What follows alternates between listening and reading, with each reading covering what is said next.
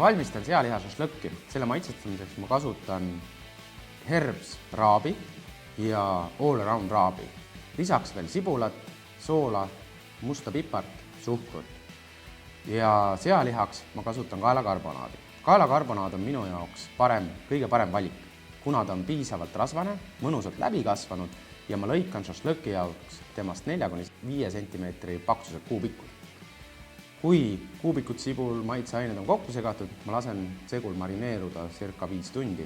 Hea on ka võib-olla rohkem, näiteks 24 tundi. Ning siis liha vardasse, grillile ja circa poole tunni pärast on maitsev šašlõkk valmis, mille viimase nüanssi annab kindlasti röstitud küüslaugu barbecue kaste.